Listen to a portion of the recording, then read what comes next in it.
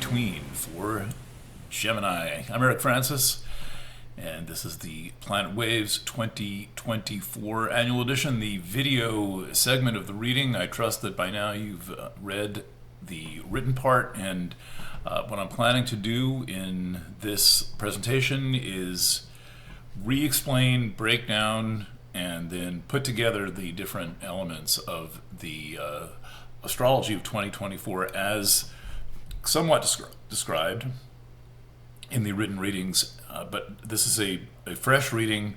I have not reread what I've written since I submitted it some weeks ago, so I don't exactly remember what's in those readings. So you will get a de novo look at your chart in this reading. I am coming to you from the Astrology Chalet in Rosendale, New York.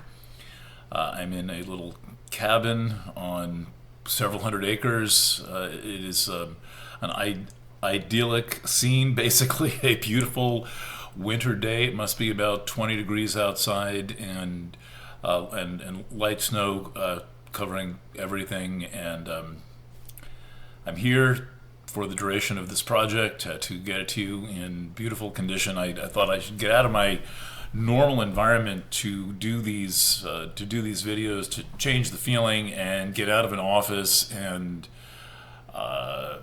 be in this quiet place without Black Lives Matter protests and fire engines going by. So hopefully that sense of peace and calm comes through. I'm also learning how to use studio lighting. I'm not the world's biggest expert in studio lighting. I would not win the Academy Award for lighting, but I do my best. So, all right.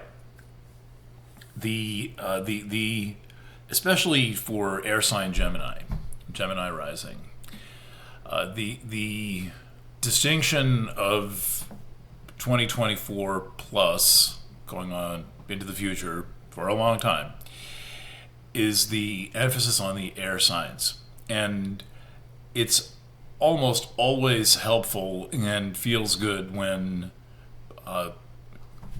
you're an air sign and there's more things coming into the air signs. It works for all of the elements that way. Pisces thrives on having things in the water signs, etc., etc. So you're in luck this year.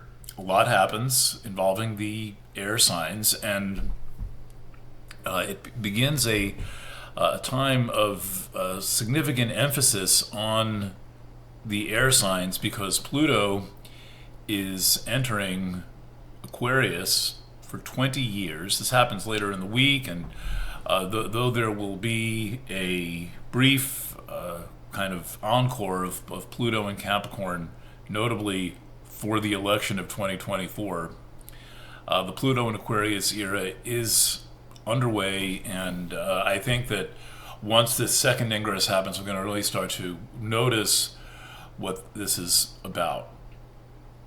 The other thing that is, I think, tremendously significant for Gemini, particularly for the air signs generally, but for Gemini in particular, is that Sedna is entering your sign along with Jupiter. So Jupiter is quick. Jupiter stays for a year. Sedna is going to stay in Gemini till 2066. That's pretty fast for Sedna.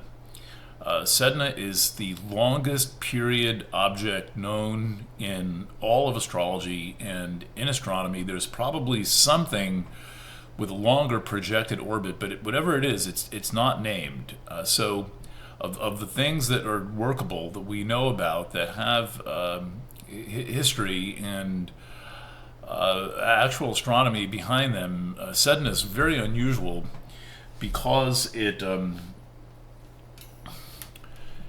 takes 11,400 years to go through a sign. 11,000, not a sign, to make one orbit of the zodiac. So that is to say that the last time Sedna was in its current position, where I'm sitting right now, was recently under a mile thick ice sheet.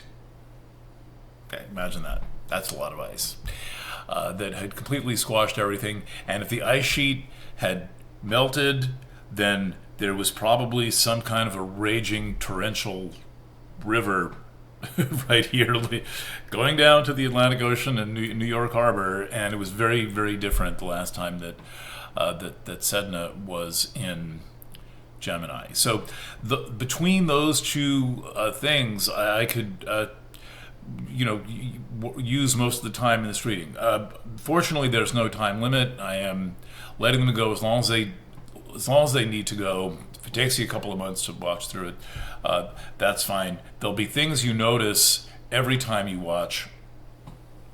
New things you notice every time you watch and or listen. We're providing the audio. So the transit of Pluto in Aquarius, I think I want to start there, and then we'll go into Sedna, because Sedna will elaborate on that theme. And for Gemini, in the solar chart of Gemini, I want to be clear that I'm working with the solar chart and not the natal chart. And this is a point of confusion. Hello. This is a point of confusion because astrology has pounded into people's heads the necessity of having the birth time and the necessity of exactitude. And for other forms of astrology, that is very important. You would be impressed the length that Cindy Ragusa and I go through to time mundane events to the minute. Sometimes we'll work for 2 or 3 days just to figure out what time something happened. She's usually quicker. But and natal astrology, it's important to know exactly what sign is rising. This is a whole different approach to astrology, where I'm working only with transiting planets and mutual aspects, and I'm working with not the chart for the person, but the chart for the sign.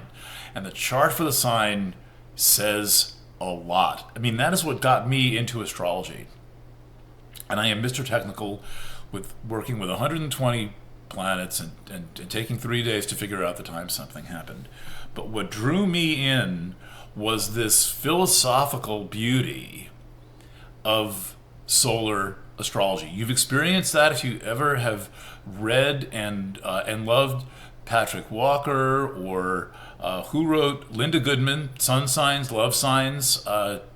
Linda Goodman was an incredible astrology novelist who could make this stuff real. So that's the tradition that I'm in, and this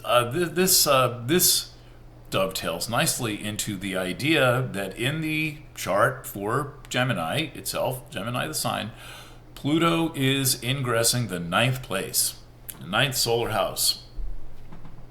The way that works is, very simply, is that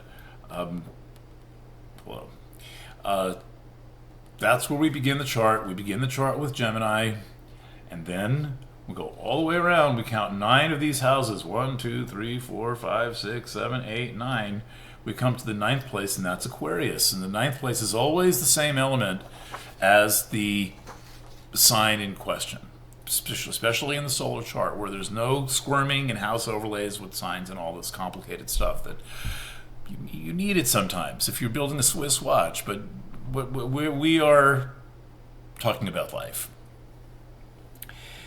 The 9th place is an excellent position for Pluto.